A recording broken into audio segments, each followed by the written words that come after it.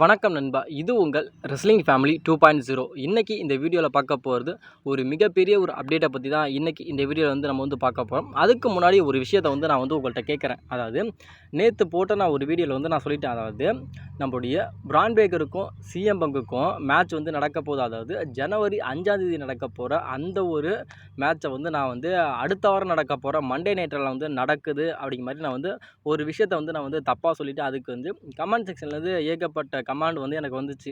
அதாவது நீ லூஸ்தனமாக பண்ணுற, லூஸ்தனமாக பேசுகிற அப்படி இப்படின்னு சொல்கிறீங்க. ஆனாலும் நான் ஒரே ஒரு விஷயத்தை நான் கேட்குறேன். அதாவது இப்போ நான் கரெக்டான அப்டேட் போட்டு கரெக்டான ஒரு விஷயத்தை நான் உங்கள்கிட்ட நான் சொல்லிட்டேன் அப்படின்னா எனக்கு என்ன வியூஸ் எனக்கு 5000 வியூஸு 10,000 வியூஸ் அப்படின்னு போகுதா? எதுவுமே கிடையாது, சரிங்களா? அதனால் நீங்கள் தேவையில்லாமல், அதாவது நான் கமெண்டில் சில நாய்கள்லாம் இருக்குது. அந்த நாய்களுக்கு நான் கேட்குறேன். அதாவது நீங்கள் மூடிக்கிட்டு பார்த்தா மட்டும் போதும். அதுனா வேறு எந்த விதமான கமெண்ட்டும் தயவுசெய்து பண்ணாதீங்க.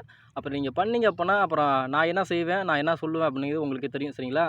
அதனால் செவனின்னு நீ இருந்துக்கலாம், சரிங்களா? அதனால் சில பேர் பண்ணுறாங்க. அந்த கமெண்ட்டுக்கு நான் அப்படி சொல்கிறேன், சரி. அதனால் மற்ற யாரையுமே நான் சொல்லவில்லை. சில பேர் இருக்காங்க, அவங்க பண்ணதுக்கு நான் ரிப்ளை தான் நான் சொல்கிறேன், சரிங்களா? அதாவது இப்போ மெயினான நம்ம அப்டேட்டுக்கு வருவோம். அதாவது இப்போ நம்முடைய ரோமன் ரெயின்ஸுக்கும் நம்முடைய செத் ரோலின்ஸுக்குமான world heavyweight championship match WrestleMania 42 தான் நடக்கும் அப்படிங்கிற மாதிரி WWE அஃபிஷியலாக இந்த ஒரு பிளானை நம்மளுடைய WWE லாக் பண்ணி வச்சுருந்தாங்க. அதுக்கப்புறம் நம்முடைய செத் ரோலின்ஸுக்கு இன்ஜுரி ஆனதுனால அந்த ஒட்டுமொத்த பிளானுமே அப்படியே ஸ்டாப் ஆயிடுச்சு. ஏன் அப்படின்னா நம்முடைய செத் ரோலின்ஸுக்கு இன்ஜுரி ஆனதுனால அந்த ஒரு பிளானை அப்படியே நம்ம WWE மாற்றிட்டாங்க. அதாவது நம்முடைய கரண்ட் பிளான் என்ன, ஒரிஜினல் பிளான் என்ன அப்படின்னா நம்முடைய ரோமன் ரெயின்ஸ் ராயல் ரம்பில் வின் பண்ணணும். அதாவது 2026 அந்த ராயல் ரம்பிள் நம்முடைய ரோமன் ரெயின்ஸ் வின் பண்ணி நம்மளுடைய செத் ரோலின்ஸை தான் நம்முடைய ரோமன் ரெயின்ஸ் சேலஞ்ச் பண்ணுற மாதிரி இருந்துச்சு. அதாவது ஏன்னா நம்முடைய அன்டிஸ்பிளே WWE சாம்பியன் நம்முடைய ரோமன் ரெயின்ஸ் ஏற்கனவே வின் பண்ணிட்டாரு. ஏன்னா இப்போ அந்த வேர்ல்டு டைட்டில் அப்படிங்கிறது வேர்ல்டு டைட்டில் மாதிரி இல்லை. ஏன்னாலும் அதை வச்சிருக்க ரெஸ்லர் அந்த அளவுக்கு ஒரு பீக்கில் இல்லை. அது இல்லாமல் ஃபேன்ஸ் யாருமே எடுத்துக்கல. அதாவது இது ஒரு வேர்ல்டு டைட்டில் தானா அப்படிங்கிற எந்த விதமான ஒரு அர்த்தமே அந்த ஃபேன்ஸுக்கு கிடைக்கல. இது ஒரு டைட்டில் மாதிரி இல்லை அப்படிங்கிற மாதிரி ஃபேன்ஸ் அதிகமாக சொன்னதுனால WWE என்ன பண்ணிட்டாங்க அப்படின்னா, சரி இப்போ நம்முடைய ரோமன் ரெயின்ஸுக்கு அந்த ராயல் ரம்பில் நம்ம வின் பண்ண வைக்கலாம். வின் பண்ண வச்சு நம்மளுடைய வேர்ல்டு ஹெவிவெயிட் சாம்பியனாக இருந்து நம்முடைய செத் ரோலின்ஸ் சேலஞ்ச் பண்ணி நம்முடைய செத் ரோலின்ஸுக்கும் நம்முடைய ரோமன் ரெயின்ஸுக்கான வேர்ல்டு ஹெவிவெயிட் சாம்பியன்ஸ் மேட்சை நடத்தி அதில் நம்முடைய ரோமன் ரெயின்ஸ் வேர்ல்டு ஹெவிவெயிட் சாம்பியனாக ஆக்கணும் அப்படிங்கிறத WWE ஒரு ஒரிஜினல் பிளானாக இருந்துச்சு. அதுக்கப்புறம் நம்முடைய செத் ரோலின்ஸுக்கு இன்ஜுரி ஆனதுனால அவர் டைட்டில் அவர் வெக்கேஷன் பண்ணுற மாதிரி இருந்துச்சு. அதுக்கப்புறம் அந்த ஒரு விசன் ஃபேக்ஷன் அதில் பிரேக் ஆகிற மாதிரி அதில் நம்முடைய செத் ரோலின்ஸுக்கும் அந்த விசன் ஃபேக்ஷன் சம்பந்தமே இல்லாத மாதிரி நம்மளுடைய WWE போயிட்டாங்க.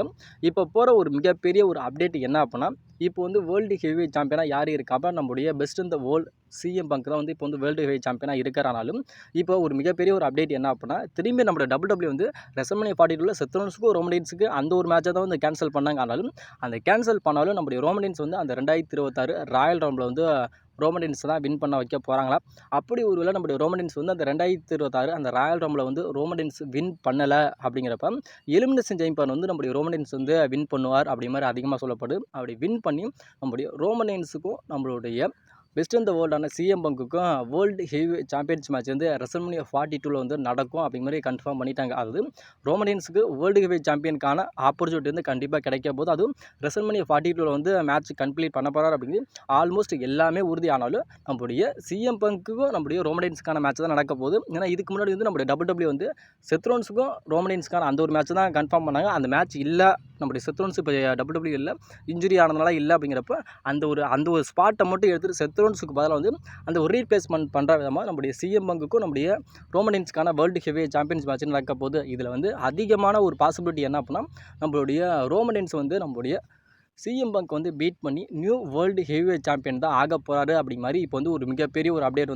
தெரிய வந்திருக்கு. ஏன்னா ரோமன் ரெயின்ஸே ஒரு விஷயத்தை சொல்லிட்டார். அதாவது உங்கள்கிட்ட டைட்டில் இருக்கானாலும் அந்த டைட்டிலுக்கான ஒரு மவுஸ் அப்படிங்கிறது இல்லை. ஆனால் டைட்டில் ரொம்ப வெயிட்டாக தான் இருக்கானாலும் வச்சிருக்க நீங்கள் வெயிட்டாக இல்லை. அதனால் உங்களோட ஷோல்டரில் அந்த டைட்டில் இருக்கிறத விட என்னோட ஷோல்டரில் இருந்தால் தான் அந்த டைட்டிலுக்கான ஒரு அங்கீகாரம், அதுக்கான ஒரு ரெஸ்பெக்ட், அதுக்கான ஒரு தனி முகத்துவம் கண்டிப்பாக கிடைக்கும் அப்படிங்கிற மாதிரி ரோமன் ரெயின்ஸ் சொல்லிட்டதுனால இப்போ ரெசல்மனியா 42 நம்முடைய ரோமன் ரெயின்ஸுக்கும் நம்முடைய சிஎம் பங்குக்கான வேர்ல்டு ஹெவிவெயிட் சாம்பியன்ஸ் மேட்ச் நடக்க போகுது. ஆனாலும் அதில் நம்முடைய ரோமன் வந்து நம்முடைய செத் ரோல்ஸ் வந்து நம்முடைய சிஎம் பங்கை வந்து பீட் பண்ணி நம்முடைய ரோமன் வந்து நியூ வேர்ல்டு ஹெவிவெயிட் சாம்பியன் வந்து ஆக போகிறாரு.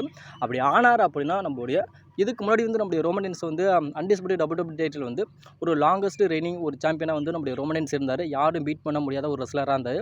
1316 நாள் அப்படிங்கிற ஒரு லாங்கஸ்ட் ரெய்னிங் அப்படிங்கிற அந்த ஒரு ரெக்கார்டை வந்து நம்முடைய ரோமன் வந்து வச்சிருந்தனாலும் அதே ரெக்கார்டு மாதிரி நம்முடைய ரோமன் வந்து அந்த வேர்ல்டு ஹெவி சாம்பியனுக்காக ஒரு ரெக்கார்டை வந்து படைப்பாரான்னு கேட்டால் அது வந்து ஒரு மிகப்பெரிய ஒரு கேள்விக்குறியாக இருக்குது அப்படிங்கிற மாதிரி இப்போ வந்து ஏன்னா இப்போ வந்து ஃபியூச்சர் ரெஸ்லர் அப்படிங்கிற மாதிரியே இப்போ வந்து ஒருத்தரை வந்து நம்மளுடைய WWE வந்து அதிகமாக வந்து வளர்த்துக்கிட்டு இருக்காங்க. அது யாருன்னா உங்கள் எல்லாத்துக்குமே தெரியும், நம்முடைய பிரான் பேக்கர் தான். அதாவது ரெசல்மேனியாவில் வந்து மெயின் ஈவென்ட் பண்ணுறாரு அப்படின்னா அது இவர் தான். அதாவது ஃபியூச்சரில் வந்து ரெசல்மேனியாவில் வந்து மெயின் ஈவென்ட் பண்ணுவார். அது இல்லாமல் இவருக்கு வந்து எல்லா விதமான இதுவுமே இருக்குது. அதாவது இவருக்கு ஒன்றே ஒரு நெகட்டிவான ஒரு விஷயம் என்னென்னா, அதாவது நம்முடைய பிரான் பேக்கருக்கு வந்து அதாவது மை ஸ்கில் அப்படிங்கிறது வந்து ரொம்ப ரொம்ப கம்மி தான். மற்றபடி ஸ்பியராக இருக்கட்டும், அவரோட ஃபைட்டிங் ஸ்டைலாக இருக்கட்டும், மற்றபடி எல்லாமே நம்முடைய பிரான் பேக்கருக்கு வந்து பக்காவே இருக்கனால நம்மளுடைய பிரான் பேக்கரை வந்து ஃபியூச்சர் ரெஸ்லராக வந்து நம்மளுடைய WWE பார்க்குறாங்கனால இப்போ வந்து நம்முடைய பிரான் பேக்கர்கிட்ட வந்து அந்த வேர்ல்டு ஹெவி சாம்பியன் வந்து கொடுக்கலாமா அப்படி மாதிரி ஒரு மிகப்பெரிய ஒரு டிஸ்கஷன் வந்து இப்போ வந்து WWE இருக்காங்களாம். இப்போ வந்து இதே நீங்கள் சொன்ன மாதிரி இப்போ ஜனவரி வந்து 5ஆம் தேதி வந்து நம்முடைய பிரான் பேக்கருக்கும் நம்முடைய சிஎம் பங்குக்கான வேர்ல்டு ஹெவி சாம்பியன்ஸ் மேட்ச் நடக்க போது. அதில் வந்து நம்முடைய சிஎம் பங்கு தான் அவரோட டைட்டிலை வந்து ரீடைன் பண்ண போகிறாரு. அதாவது இந்த மேட்ச் நடக்குதான். இது வந்து 3 விதமான அப்டேட் வந்து இப்போ வந்து போயிட்டு இருக்கு. நம்பர் 1 அப்டேட் என்னன்னா, நம்முடைய பிரான் பேக்கரை வந்து அந்த இடத்துல வந்து பீட் பண்ணி நம்முடைய சிஎம் பங்கை வந்து அவரோட வேர்ல்டு ஹெவி சாம்பியனை வந்து அவரே ரீடைன் பண்ணுற மாதிரி. இது ஒன்று. 2வது விஷயம் என்ன அப்படின்னா, நம்முடைய சிஎம் பங்க் வந்து அந்த நம்முடைய பிரான் பேக்கரை வந்து பீட் பண்ணதுக்கப்புறம் அந்த ஒரு மிஸ்ட்ரியான ஒரு பர்சன் வந்து ரிட்டர்ன் வரலாம். ரிட்டர்ன் வந்து நம்முடைய சிஎம் பங்கை வந்து அட்டாக் பண்ணி நம்முடைய சிஎம் பங்குக்கும் நம்முடைய அந்த மிஸ்ட்ரியான ஒரு பர்சனுக்கான ஒரு ஸ்டோரி லைன் வந்து WWE வந்து மூவ் பண்ணலாம் அப்படிங்கிற மாதிரி சொல்லப்படுது. இது 2. 3வது பிளான் என்ன அப்படின்னா, ஒருவேளை வந்து நம்முடைய விசன் ஃபேக்சர் வந்து இணையிறாரு, நம்முடைய பிரான் பேக்கர் வந்து நியூ வேர்ல்டு ஹெவி சாம்பியன் ஆகணும் அப்படிங்கிற மாதிரி அந்த ஒரு பர்சன் வந்து நினைக்கிறாரு. அப்படிங்கிறப்ப இப்போ எப்படி வந்து சர்வே சீரிஸில் வந்து சஸ்பென்ஸ்லேயே ரிட்டன் வந்து அந்த மிஸ்டேக்கான ஒரு பர்சன் வந்து நம்முடைய சிஎம் பங்கை வந்து எப்படி அட்டாக் பண்ணிட்டு நம்ம விசன் ஃபேக்சர் வந்து எப்படி வின் பண்ண வச்சுட்டு போனாரோ, அதே மாதிரி நம்முடைய சிஎம் பங்குக்கும் நம்முடைய பிரான் பேக்கருக்கும் நடக்கிற அந்த வேர்ல்டு ஹெவி சாம்பியனில் வந்து நம்முடைய சிஎம் பங்கை வந்து அட்டாக் பண்ணி அதனால வந்து நம்முடைய பிரான் பேக்கர் கூட நியூ வேர்ல்டு ஹெவி சாம்பியன் ஆகலாம் அப்படி மாதிரி சொல்லப்படுது. அதாவது இந்த மேட்ச்சில் வந்து 3 விதமான அப்டேட் தான் இப்போ வந்து கரண்ட்லி வந்து இப்போ வந்து போயிட்டு இருக்கு. இந்த 3 அப்டேட் படி தான் பட் நடக்கும் அப்படி மாதிரி இப்போ வந்து அதிகமாக சொல்லப்பட்டிருக்கு. அதனால் நம்முடைய பிரான் பேக்கர் வந்து வேர்ல்டு ஹெவி சாம்பியன்லாம் ஆவாரான்னு கேட்டால் ஆகிறதுக்கான வாய்ப்புகள் அப்படிங்கிறது ரொம்ப ரொம்ப கம்மியாக தான் இருக்குது. ஏன்னா இவர் வந்து இன்னமும் வந்து அதிகமாக ஒரு பெர்ஃபார்மன்ஸ் வந்து WWE கொடுக்கணும். ஃபேன்ஸ் வந்து இவர் வந்து வேர்ல்டு ஹெவி சாம்பியனுக்கான ஒரு ஆப்பர்ச்சுனிட்டி வந்து நம்மளுடைய WWE வந்து கொடுக்க மாட்டாங்க, அவருக்கு வந்து கொடுக்கணும் அப்படிங்கிற மாதிரி ஒரு மிகப்பெரிய ஒரு விஷயம் வந்து நம்மளுடைய ஃபேன்ஸ் மத்தியில் அதிகமாக வந்து பேசணும். WWE வந்து சொல்கிறாங்க, சொல்ல ஏற்றுக்கிறாங்க, ஏற்றுக்கல அப்படிங்கிறத ஃபேன்ஸ் வந்து அதிகமாக ஏற்றுக்கணும். இவர் வந்து வேர்ல்டு மெட்டீரியல் தான், இவர் வந்து கண்டிப்பாக வந்து நம்ம WWE வந்து மேட்ச் கொடுக்கணும். அதாவது இவர் வந்து வேர்ல்டு டைட்டிலை வந்து வின் பண்ணுறதுக்கு எல்லா விதமான தகுதிகள் இருக்குது, இவருக்கு வந்து கண்டிப்பாக நீங்கள் கொடுக்கணும் அப்படிங்கிற மாதிரி ஃபேன்ஸ் வந்து டிமாண்ட் பண்ணால் தான் WWE வந்து எடுப்பாங்க. அதே மாதிரி ஃபேன்ஸும் ஏற்றுக்குவாங்க. நீங்கள் இவங்க பாட்டுக்கு WWE பாட்டுக்கு இவருக்கு வந்து வேர்ல்டு டைட்டில் வந்து தூக்கி கொடுத்துட்டாங்க அப்படின்னா ஃபேன்ஸ் மத்தியில் வந்து ஏற்றுக்க மாட்டாங்க. ஃபேன்ஸ் மத்தியில் வந்து அதிகமான ஒரு நெகட்டிவ் கமெண்ட் தான் வரும்.